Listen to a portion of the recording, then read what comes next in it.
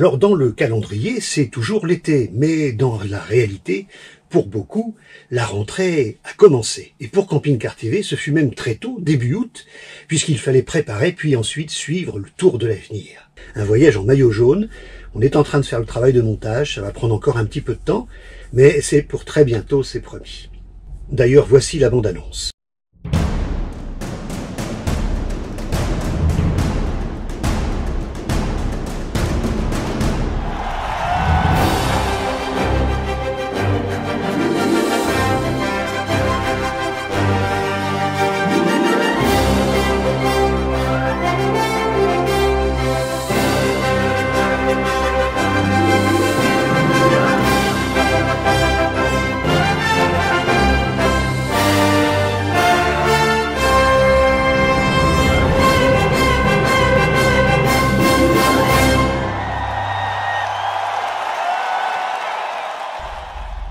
Alors après le Tour de l'avenir, nous sommes montés sur Strasbourg et puis nous avons bifurqué et nous voilà à Stenay où nous sommes en plein montage. Et Stenay, c'est une aire très sympathique que j'avais découvert il y a un peu plus de 3 ans et à l'époque un musicien était rentré dans mon camping-car. Bonjour Docteur Jo. Bonjour le géo-optimiste. Je suis ravi d'être ici à votre invitation parce que vous m'avez envoyé un petit message en disant voilà, je suis harmoniciste et j'aimerais que tu viennes me voir. Me voilà. Ben voilà, c'est fait. Super. Alors plutôt que des longs discours, on va tout de suite commencer par un petit morceau de musique. Exactement. Un morceau de ma composition. Bon malourde.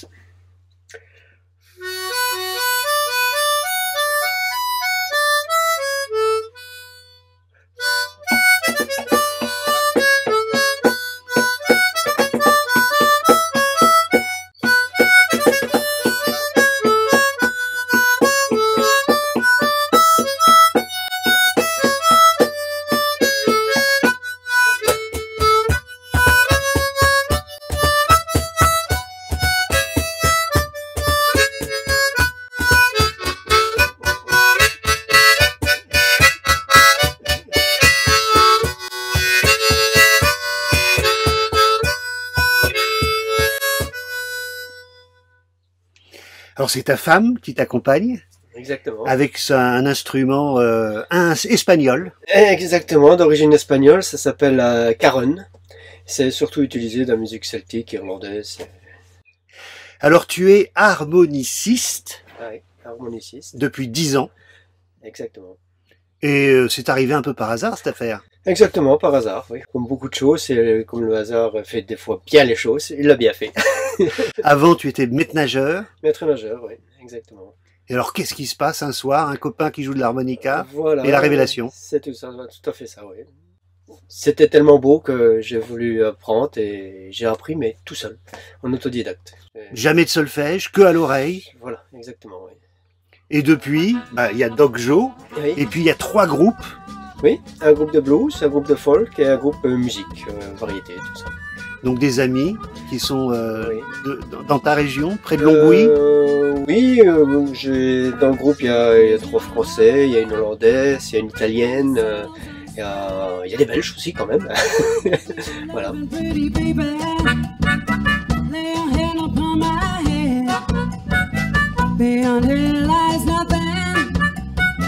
Nothing done and nothing said.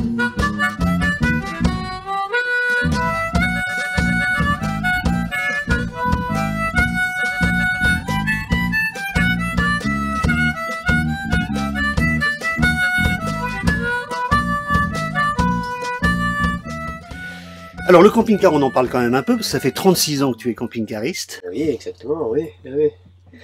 Et bien fier d'en faire parce que c'est une vie merveilleuse en camping-car. Puis je trouve que ça s'harmonise, c'est le cas de le dire, bien avec l'harmonica, non? Ah oui.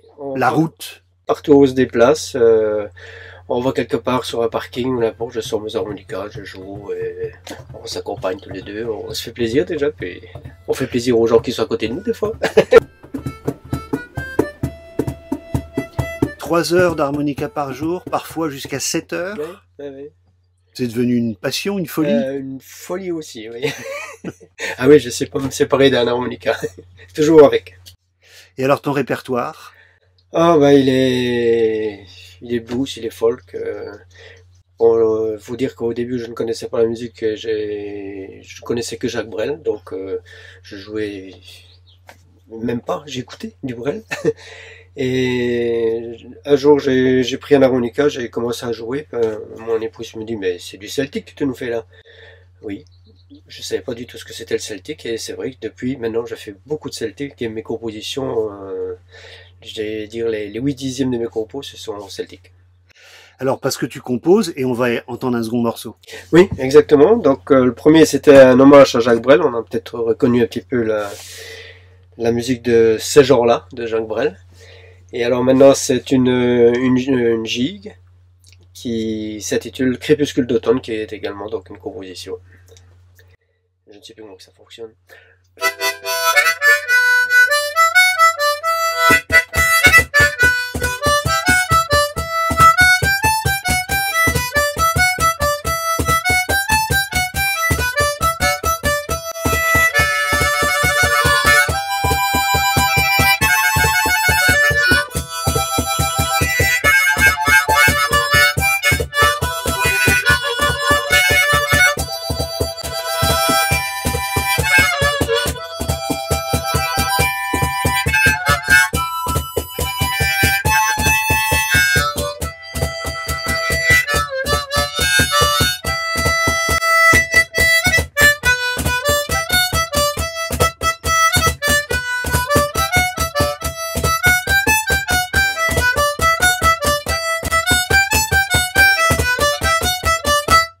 Waouh.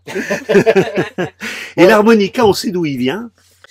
Oui, c'est d'origine autrichienne. Ah, c'est d'origine autrichienne.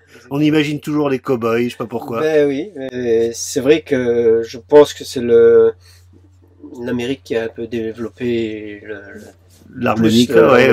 Oui. Le bluesman, c'est beaucoup à l'harmonica aussi, donc. Alors, on peut te faire appel, toi, Doc Joe, et puis tous les Doc & Co, Voilà. folk, blues et compagnie. Donc, si vous avez des groupes de camping-caris, si vous avez fait des fêtes ou si vous faites des événements, on peut t'appeler. Ah ouais, Alors, je vais laisser les petites coordonnées sur mon site. C'est gentil. Hein, et puis, merci, parce que grâce à toi, en plus, je ne connaissais pas l'aire de service de Stenay. Ben voilà. Et puis, on va aller visiter un petit musée dans lequel tu vas jouer un concert. Oui. C'est le musée de la bière. Voilà. On regarde ça. Bonjour Estelle Comte. Bonjour le Géoptimiste. Je suis ravi d'être chez vous. On est au musée de la bière. Alors, pourquoi un musée de la bière à Stenay? Alors, c'est une question qu'on nous pose très souvent. Le musée de la bière, en fait, à Stenay, est vraiment le fruit des Stenaisiens. C'est vrai qu'on est déjà, c'est certes, dans une région brassicole assez importante. Hein. Le nord de la France était, jusqu'à la Première Guerre mondiale, une région beaucoup plus brassicole que vinicole. Mais c'est vrai que dans les années 70, il y avait à Stenay des passionnés d'histoire qui sont assez rapidement passionnés pour l'histoire brassicole de leur région. Et ce sont en fait eux qui ont rassemblé la collection actuelle du musée, qui est à peu près de 55 000 pièces quand même, et qui ont, grâce à une aide politique, créé ce musée à Stenay pour en faire un peu le fleuron de leur ville. Où l'on découvre que la bière existe 12 000 ans avant Jésus-Christ. Oui, c'est ça, parce qu'en fait la bière est très liée en fait à l'apparition de l'agriculture. C'est une fois que les hommes arrivent à maîtriser la production de grains, de céréales, qu'ils commencent aussi à faire du pain pour consommer le céréales. Et le pain est un mélange de céréales et d'eau, et la bière est juste un mélange de céréales et d'eau fermentée. Donc le lien est assez vite fait entre ces trois choses, ces trois inventions. Alors le musée retrace toute cette histoire. On passe évidemment par la période gallo-romaine également. Oui. Parce que alors là je vous apprends rien, Astérix les Gaulois, la Cervoise, la bière est vraiment issue de la culture germanique de l'âge du fer, et c'est vrai que c'est véritablement les populations romaines qui, en envahissant la Gaule, vont apporter la culture du vin. Mais on va dire que initialement les Gaulois sont d'abord des consommateurs de bière, et notamment de ce qu'on appelle la Cervoise, qui est sans doute en fait une des recettes fabriquées à l'époque par les Gaulois. Et puis l'arrivée de l'industrialisation, beaucoup plus tard finalement, ça va énormément évoluer dans le dernier siècle. Oui, alors c'est vrai qu'on passe donc aux époques antiques, au Moyen-Âge, à des productions quand même relativement assez artisanales, même si les monopoles monastiques de l'époque médiévale font des productions assez importantes. Mais on va dire à la fin de l'époque médiévale, avec l'arrivée des grands chantiers, tels les grandes cathédrales, notamment celle de Strasbourg, la production va échapper aux ecclésiastes, et c'est certains comme on appelle ça, des laïcs, qui vont créer ce qu'on appelle véritablement les brasseries, c'est-à-dire des entreprises exclusivement consacrées à la fabrication de bière. Au début, ça va être des techniques assez artisanales, mais avec l'arrivée de la révolution industrielle, comme tous les autres produits alimentaires consommés par l'homme, ils vont être touchés par les révolutions techniques. Et là, la production de bière devient vraiment quelque chose de complètement différent. Il y a vraiment une scission, comme pour d'autres produits alimentaires, à partir de la révolution industrielle.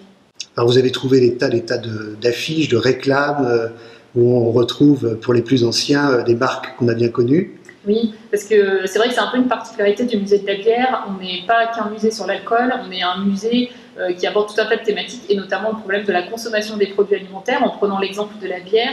Et c'est vrai que dès la fin du 19e siècle, avec l'apparition de la réclame, qui n'est pas encore tout à fait la publicité telle qu'on la conçoit aujourd'hui, jusqu'à nos jours, il y a toute une évolution de la vente de la bière, et c'est à travers notre grande salle publicitaire qu'on s'aperçoit vraiment de cette évolution-là.